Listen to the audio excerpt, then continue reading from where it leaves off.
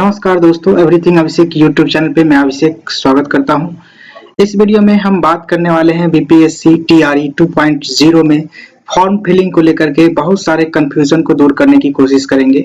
उसका live demo देखेंगे कि किस तरीके से कंफ्यूजन है, उस कंफ्यूजन को दूर करने के लिए लाइव एग्जाम्पल देखेंगे और उस एग्जाम्पल के थ्रू हम लोग समझने की कोशिश करेंगे, क्योंकि बिहार सरकार के द्वारा जो भी लोक सेवा आयोग बनाया गया है उसके थ्रू कोई अपडेट, कोई भी कंफ्यूजन को दूर करने की बात नहीं की जा रही है।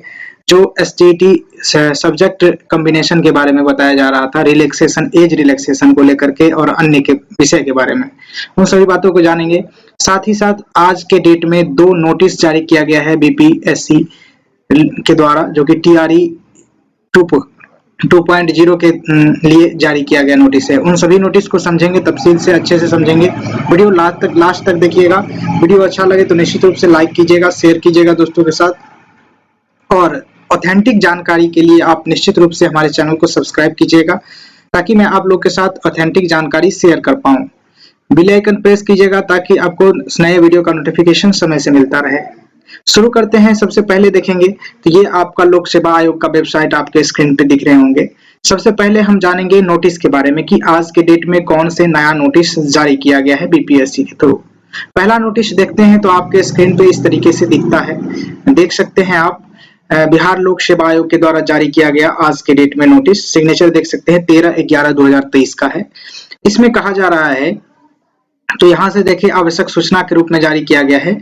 मैं दिखा सकता हूँ, यहाँ पे मैं होम पेज पे जाऊंगा तो निश्चित रूप से आपको दिख जाएगा। यहाँ देख सकते हैं 13 तारीख के डेट में यहाँ पर दिखेगा आपको, यह सूचना जारी किया गया है। अब देख सकते हैं आप, यहाँ से स्कूल टीचर 2 सूचना जारी की गए हैं। सूचना के बारे में अच्छे से हम समझेंगे। चलते हैं नोटिस पर।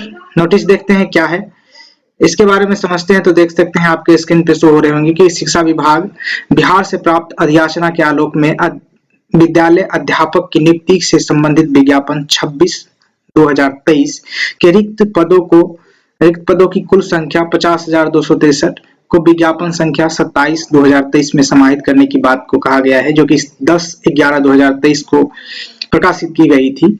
उसमें उक्त सूचना को नोट में अंकित टिप्पणी, नोट में जो अंकित है उस टिप्पणी में अंकित है कि अनारक्षित श्रेणी, जो अनारक्षित अनरिजर्व श्रेणी है, जो उसमें रिक्तियां हैं, वह केवल दिव्यांग अभ्यर्थी के लिए उपलब्ध है।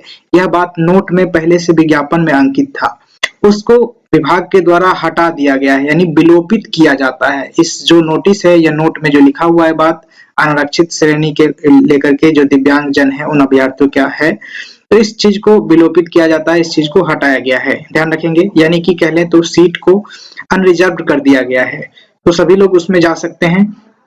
साथ ही शिक्षा विभाग की अधिसूचना 2041 दिनांक 11/11/2023 से 11 तारीख के डेट में एक अधिसूचना जारी की गई थी, जिसमें 6 से 8 तक के विद्यालय अध्यापक के पदों पर नियुक्ति हेतु न्यूनतम शैक्षणिक एवं प्रशैक्षणिक अर्हता में संशोधन किया गया है।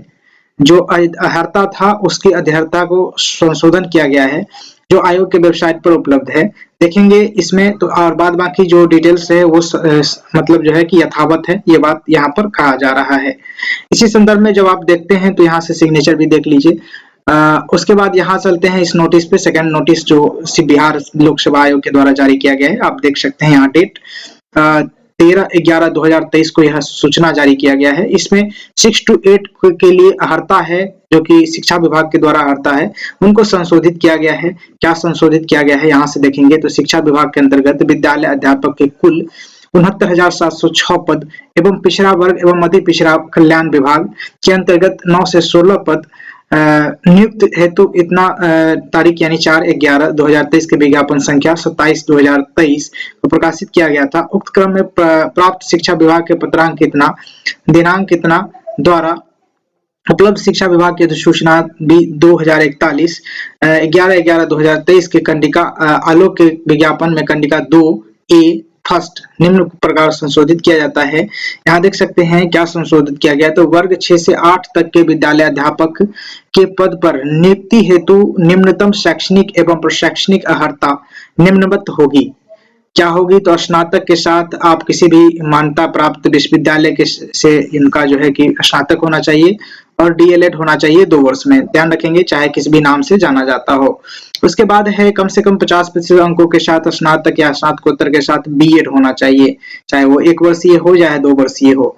उसके बाद 45% अंकों के साथ स्नातक एवं शिक्षा में 1 वर्षीय स्नातक संबंध में समय समय पर जारी किए गए राष्ट्रीय शिक्षा परिषद मान्यता प्राप्त मानदंड और क्रियाविधि भी नियमों के अनुसार हो या किया गया हो। उसके बाद है आपका न्यूनतम 50% अंकों के साथ उच्चतर माध्यमिक अथवा इसके समकक्ष 4 वर्षीय वाले बीएड स्नातक बीएलएड जो होते हैं वो। उसके बाद 50% अंकों के साथ उच्चतर माध्यमिक के साथ समकक्षीय 4 वर्षीय बीएससी बीएड वाले हों। 50% अंकों के साथ स्नातक एवं स्नातक 1 वर्षीय बीएड विशेष शिक्षा में हो, जिनका 1 वर्षीय बीएड विशेष शिक्षा में होता है तो उनके लिए है ये। उसके बाद 55% अंकों के साथ उसके समकक्ष ग्रेड के साथ स्नातकोत्तर की 3 वर्षीय की ग्रेड बीएड और एमएड होनी चाहिए। उसके बाद आप देख सकते हैं सारे के सारे अथवा में अगर एक ऑप्शन नहीं सेटिस्फाइड करता है तो आप सेकंड ऑप्शन पे जा सकते हैं, तो इस प्रकार से है। उसके बाद आगे बढ़ेंगे तो देख सकते हैं न्यूनतम 50% अंकों के साथ बीएससी बीएड, ये सारे के सारे डिप्लोमा है, आप देख लेंगे इस प्रकार से। ये नोटिस आपको मेरे टेलीग्राम चैनल एवरीथिंग अभिषेक चैनल टेलीग्राम चैनल पे आपको मिल जाएगा, साथ ही साथ बीपीएससी के साइट पर भी आपको देखने को मिल जाएगा आज के डेट में। उसके बाद यहाँ पर देख सकते हैं ये जोड़ा गया है यहाँ से कि बीएससी बायोटेक्नोलॉजी में यहाँ से नहीं, यहाँ से जोड़ा गया है, बीसीए वाला कॉलम जोड़ा गया है, ये बीसीए वाला कॉलम जोड़ा गया है और ये वाला कॉलम जोड़ा गया है, इस बात को ध्यान रखेंगे। तो जो कैंडिडेट बीसीए किए हुए हैं साथ में बीएड किए हुए हैं और अगर जो है कि उसका सीटेट पेपर 2 क्लियर है तो निश्चित रूप से आवेदन कर सकते हैं, ये कहा गया है। उसके बाद ये सारे के सारे यथावत हैं, आप एक बार पढ़ लेंगे अच्छे तरीके से, ध्यान रखेंगे इस बात को। और ये नोटिस आज के डेट में, ये नोटिस आपको मेरे टेलीग्राम चैनल पे उपलब्ध रहेगा, वहां से मिल सकते हैं, ले सकते हैं आप। साथ ही साथ आप मुझे व्हाट्सएप के जरिए भी जुड़ सकते हैं मेरे चैनल से, सेम नाम से व्हाट्सएप चैनल भी चलता है हमारा, तो वहां से आप निश्चित रूप से जुड़ सकते हैं हमसे, वहां से आप सवाल जवाब कर सकते हैं। इसका लिंक आपको वीडियो के डिस्क्रिप्शन में अवेलेबल है सारे सोशल मीडिया का। अब चलते हैं फॉर्म फिलिंग में रजिस्ट्रेशन में जो विषय रिलैक्सेशन के बारे में कहा जा रहा है उसके बारे में। तो मैं आप लोगों को डेमो भरा के दिखा देता हूं एक तरीके से। तो मैं अगर बिहार से हूं तो ये सारे के सारे भरने की कोई जरूरत है नहीं। फिर मैं फिलहाल मैं डेमो दिखा रहा हूं, तो मैं नेसेसरी जो पार्ट है उसको मैं भर के आपको डेमो दिखाता हूं। जैसे मैं इस कैटेगरी से आता हूं तो यहाँ से कैटेगरी सिलेक्ट करूंगा, उसके बाद बिहार है तो बिहार सिलेक्ट करूंगा। उसके बाद देख सकते हैं, एक सेकंड थोड़ा सा, हाँ यहाँ से देख सकते हैं आप। उसके बाद मैरिड अनमैरिड मैरिटल स्टेटस आप सिलेक्ट करेंगे, मेल सिलेक्ट करेंगे, मेल हो या फिर फीमेल हो वो तो आपकी पता ही होगा और वो अच्छे तरीके से आप फिलअप कर सकते हैं।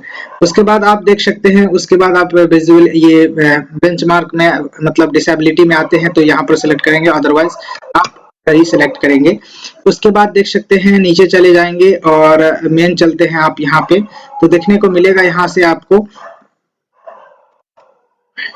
यहाँ से आप नो करेंगे, इसको भी नो करेंगे, अगर है तो यस करिएगा। उसके बाद आप देख सकते हैं यहाँ से, एक सेकंड थोड़ा सा इशू आ रहा है तो मैं आपको दिखाने की कोशिश करता हूँ। यहाँ से देख सकते हैं, यहाँ से ये वाला सेलेक्ट करेंगे, बीएड बीपीएससी जो भी हो आपका। उसके बाद यहाँ से देख सकते हैं पात्रता जब आप सिलेक्ट करेंगे तो ये ऑप्शन आएगा और उसके बाद देख सकते हैं ये है तो ठीक है, नहीं तो कोई बात नहीं है। फिलहाल जहाँ दिक्कत है वहां चलता हूँ मैं, और यहाँ इस ऑप्शन में दिक्कत है मेन कि इसमें हम क्या सिलेक्ट करें, ये रिलैक्सेशन वाला सिलेक्ट करें, हालांकि ये हमारा सब्जेक्ट है और एज रिलैक्सेशन हमें चाहिए नहीं क्योंकि हम एज अंडर एज आ रहे हैं, तो हमें क्या सिलेक्ट करना चाहिए। तो इस विषय में हम जाने तो अगर आप जाने तो इसमें ही हमें सेलेक्ट करना है। जान के चलिए मेरा Hindi, English, science, math, social science और संस्कृत, उर्दू, इन सब्जेक्ट में से हमारा एक सब्जेक्ट है, ठीक है। तो अन्य विषय में हमारा सब्जेक्ट नहीं आना चाहिए, हालांकि अगर अन्य विषय अलग है तो उसमें हमारा सब्जेक्ट नहीं आना चाहिए, ठीक है। जब आप अप्लाई कर लें चाहेंगे नीचे तो यहाँ पर हमारा नहीं आना चाहिए, तो मैं वो एग्जांपल दिखा देता हूँ। यहाँ पर तो आएगा ही आएगा आपका सब्जेक्ट, ठीक है। उसके बाद अगर उसमें है तो आ रहा है, इसमें है तो आ रहा है, ठीक है। अन्य विषय में अगर ये सब्जेक्ट समाहित नहीं है तो अन्य विषय के अंतर्गत हमारा सब्जेक्ट नहीं आना चाहिए। हालांकि हमें एज रिलैक्सेशन चाहिए या फिर नहीं चाहिए, इस विषय को अलग रखते हैं। तो अगर एज रिलैक्सेशन हमें नहीं चाहिए तो इसमें हमारा सब्जेक्ट नहीं आना चाहिए, जबकि आप कह रहे हैं, बहुत सारे यूट्यूबर कह रहे हैं कि इसी सब्जेक्ट को, इसी ऑप्शन को सिलेक्ट करना चाहिए। तो इसमें अगर एज रिलैक्सेशन है या फिर नहीं है, फिर भी हमारा सब्जेक्ट आना चाहिए, तो वो तो आ रहा है। उसके बाद अगर हमारा इस ये ऑप्शन सेलेक्ट करना गलत है, तो इसमें हमारा ये जो सब्जेक्ट है, इससे रिलेटेड ये सब्जेक्ट इसमें नहीं आना चाहिए। तो देखेंगे इसी एग्जाम्पल को, जैसे हम ले लेते हैं यहाँ पर कि मेरा सब्जेक्ट मैथ है, तो हमने अन्य सब्जेक्ट सेलेक्ट किया और हमें यहाँ पर अप्लाई करते वक्त हमें अन्य सब्जेक्ट सेलेक्ट करने की वजह से हमें यहाँ पर जो सब्जेक्ट सेलेक्ट करेंगे उसमें हमारा नहीं आना चाहिए मैथमेटिक्स। तो हम यहाँ पर डेट ऑफ बर्थ भरते हैं, डेट ऑफ बर्थ भरने के बाद आगे बढ़ेंगे। शैक्षणिक योग्यता का रहा है, तो ये बार बार हट जाता है, इसको आप, इसके लिए कोई दिक्कत नहीं है, यहाँ से देख सकते बार बार सिलेक्ट कर लीजिएगा आप। उसके बाद यहाँ से देख सकते हैं, मैं यहाँ पर अपना डेट ऑफ बर्थ सिलेक्ट करूंगा, आप देख सकते हैं यहाँ से सिलेक्ट करूंगा। उसके बाद यहाँ से जब सेलेक्ट करते हैं तो नीचे आते हैं, तो ये पेज हमारा खुल जाता है। अब ये ऑप्शन खुला तो मैं मान के चलिए हमने ये वाला ऑप्शन चूज किया, तो ये हमारा एलिजिबिलिटी दे दिया, ठीक है, ओके, कोई दिक्कत नहीं है। उसके बाद यहाँ पर हमारा जब हम अन्य सेलेक्ट किए हैं, तो यहाँ पर हमारा विषय नहीं आना चाहिए, है ना, यहाँ पर सब्जेक्ट नहीं आना चाहिए मेरा, तो यहाँ क्यों आ रहा है भाई?